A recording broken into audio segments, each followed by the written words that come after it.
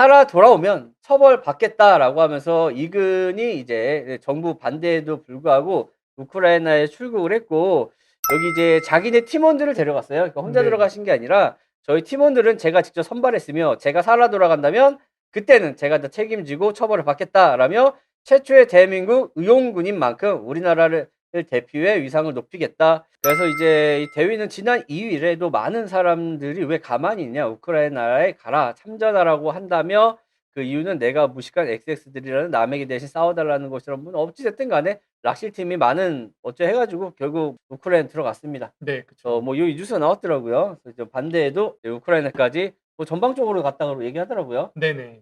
일단은 이제 용병이죠, 어떻게 보면은. 그쵸. 용병으로 우리나라에서 이제 우크라이나 팀까지 해 가지고 이제 진짜 산에 찍었던 분들이랑 같이 갔는지 모르겠지만 어쨌든 팀원들을 선발해 가지고 네. 이제 들어갔다고 하네요. 그래서 요거 있어서 가져와 봤고 자 그다음에 "전쟁 비용이 하루에 30조 이상 들어간다고 하네요. 푸틴 우크라이나 오래 끌 수 있을까?" 또 이제 전쟁이 음. 길어지면서 이제 푸틴 입장에서도 쪼끔 힘들어지는 상황이 아닌가라는 생각이 들고 어쨌든 이것 때문에 그 미국에서 러시아 새양원 무기 이제 소형의 사용까지도 가능성에 대해서 주장을 했죠.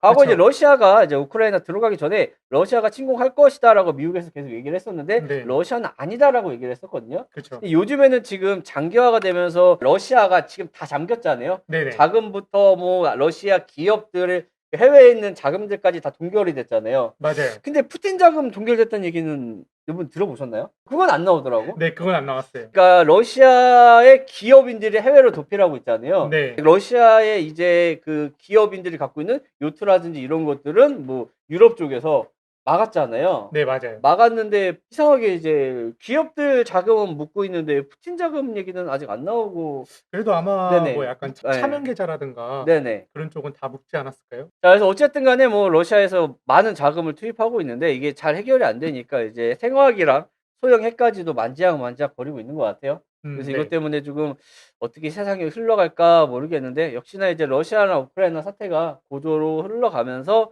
국제 유가까지도 $1,300를 돌파했습니다. 네. 미국에서 러시아산 이제 기름이나 이런 거 수입금이란 얘기가 없었거든요. 그래서 배제시킨다고 했는데 이제 이런 내용들까지 올라오면서 원자재 값이 폭등을 하고 있어요.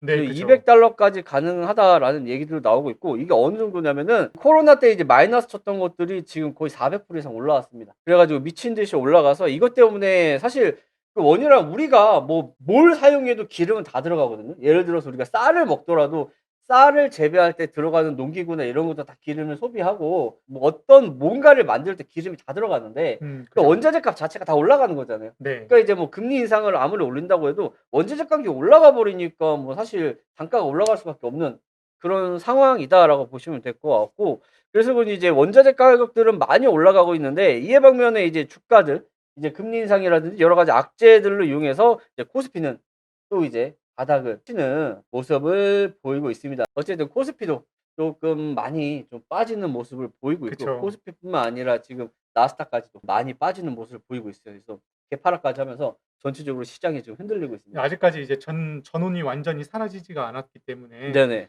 이제 자그마한 이제 그런 기사나 이런 크지 않은 어떤 행보에도 금세 이제 시장에 민감한 반응을 보이고 있는 상황이고 네네. 러시아에서도 이제 유가뿐만 아니라 러시아에서 나오는 그 천연가스도 네네. 유럽 쪽에 상당히 영향을 끼칠 수 있잖아요, 많이 지금. 끼치고 있죠. 그래서 네. 원자재 가격이 다 올라가고 경제 상황이 별로 안 좋으니까 주가는 좀 빠지고 사실 있고 이 전쟁의 예. 시작이 천연가스 그 파이프라인부터 음. 시작이 된 게 아닌가라는 그런 음. 얘기도 굉장히 많으니까.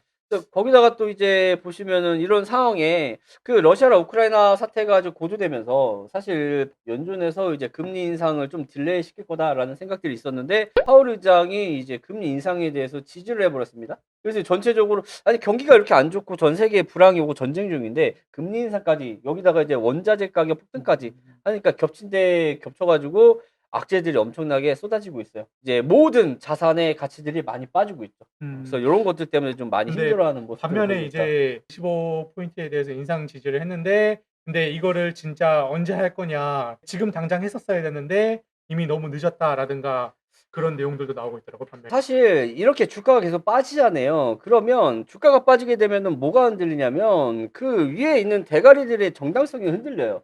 예를 들어서 우리나라 같은 경우는 그렇게 크게 영향은 없는데 미국 같은 경우는 401K나 이런 것들을 하면서 대부분의 국민들이 이제 주가 흐름에 따라서 이제 노후 자금의 가치가 변한단 말이에요. 네, 그래서 그쵸. 미국 입장에서는 가치를 올릴 수밖에 없는 상황이고 모든 이런 상황과 악재들이 겹쳤어도 사실 주가는 끌어올릴 수밖에 없어요. 그래야 경제가 살아나거든요. 음. 사람이라는 게 그래요. 심리적으로 우리가 100만 원을 벌잖아요. 근데 이게 가치, 내가 살 수 있는 물건의 개수가 떨어지는 건 실질적으로 체감을 잘 못해요. 그래서 상관이 없는데 이 월급 자체가 줄어들잖아요. 그리고 사람들이 폭동을 일으킵니다. 아, 그쵸. 그래서 사실 내가 월급을 100만 원짜리를 받는데 물건의 개수가 점점 줄어들죠. 왜? 물가가 계속 올라가니까. 네, 이런 건 맞아요. 사실 사람들이 반응이 별로 없어. 근데 실질적으로 이 금액에 대해서 굉장히 민감하거든. 근데 우리는 물건에 대해서 민감해야 되는데, 그래서 인플레이션 물가 가치가 올라가면서 인건비가 계속 올라가야지만 이제 국민들이 어떻게 하면 안정감을 찾아요. 왜냐면 내가 앞으로 노력을 하고 살면서 인건비도 올라가고 전체적으로 올라가야 사실 사람들이 안정감을 찾거든요. 물론 물가도 같이 올라가서 의미는 별로 없습니다.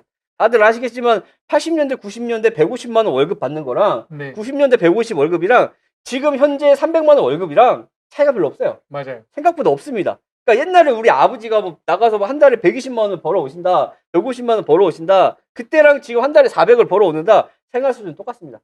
근데 뭐가 달라지느냐? 점점점 올라가니까 내 삶이 나아지고 있다라는 그런 착각들이 들거든요. 그렇기 때문에 전체적으로 모든 걸 보면은 가격이라는 거는 금액이나 월급 쫙 올라갈 수밖에 없어요. 그래서 이제 지금 당장의 액수만 보면 우리가 힘들다고 생각하겠지만 시간이 지나가면은 이제 대중들을 잠재우고 나의 그 지지율을 올리려면 주가라든지 이걸 올릴 수밖에 없어요. 그래서 2008년도에도 어쩔 수 없이 돈 풀어가면서 올렸던 거고 또 이제 아직까지는 미국이 버틸만 하니까 하는데 조금 더 진짜 고조로 진짜 힘들어진 타점까지 오면은 또다시 돈 풀 겁니다. 음. 방법이 없어요. 돈을 풀거나 새로운 화폐로 이제 전환하면서 시스템을 바꾸거나 그럴 가능성이 높기 때문에 지금 그쵸. 당장 흔들리는 거 사실 아무것도 아니라고 생각을 해요. 그래서 어차피 올 건데 내 마음만 흔들리는 게 아닌가라는 생각이 듭니다. 우리나라 코스피도요. 10년, 20년 차트 쫙 펴놓고 보면 그 안에 등폭락이 엄청나게 심했어요. 네. 하지만 결국은 뭐가 돼요? 화폐 가치가 떨어지면서 다 올라갔어요. 그렇기 때문에 너무 걱정할 필요 없다. 투자 시장도 마찬가지죠. 또 만약에 지금 비트 시장 흐름 자체가 주식이랑 뭐 반대로 완전 주식 떨어지는 얘는 뭐 나락을 가거나 막 그러면 좀 문제가 되겠는데 그 주식 빠지는 만큼만 지금 빠지고 있고 나락을 가는 모습도 안 보이고 있기 때문에 사실 비슷하게 지금 시장이 흘러가는 거기 때문에 지금 당장 걱정해야 된다. 저는 개인적으로 투자를 오래 한 사람으로서 난 기회라고 생각을 하지 이게 지금 끝물이다라는 생각이 안 듭니다. 네네. 그래서 이런 애들이 나오죠. 그 러시아 야 너네 러시아 베팅 야 러시아 화폐가 지금 이거 저점 아니냐? 어차피 시간이 지나면 어떻게 돼요? 경제는 복구가 된다고. 그쵸. 회복이 된다고. 그렇기 때문에 야 지금이 기회가 아닌가 해서 러시아 ETF에 베팅한 개미들이 지금 투자금이 묶였는데 이게 잘못된 투자냐? 나는 그렇게 생각 안 해요. 왜냐하면 지금 일시적이잖아. 어찌됐든 간에 전쟁을 통해서 일시적으로 ETF로 받고 자금을 동결해서 화폐 가치가 떡락하라 하고 있는데 사실 이거는 암묵적으로 강제로 막았기 때문이고 그쵸. 문제가 해결됐을 때는 뭐 우량한 미국의 기업들이나 이런 것들이 반등치고 쭉 올라갈 거란 말이지? 그래서 나쁘다고 생각은 안 합니다. 그래서 그런지 러시아 쪽에 베팅하는 개미들이 늘어나고 있어요. 그쵸. 아예 물론 러시아가 자금 망하지 않는 네네. 이상 시간이 지나면은 이제 뭐 러시아나 음. 우크라이나 이런 갈등이 해소가 되고 다시 러시아가 압수당했던 스위프트 계좌라든가 그런 게 다 복구가 되면은 또 순식간에 또 얘 또 언제 올라왔어 하면서 이제 또 올라오는 그런 그림을 또 그릴 수 있지 않을까. 저는 이거 사실 소액으로 해보는 건 나쁘지 않다라고 생각이 듭니다. 어차피 어느 정도 경기가 회복되면 지금보다는 좀 올라갈 것 같은데 물론 뭐 떨어질 수도 있겠죠. 네, 근데 그쵸. 지금처럼은 아닌 것 같아요.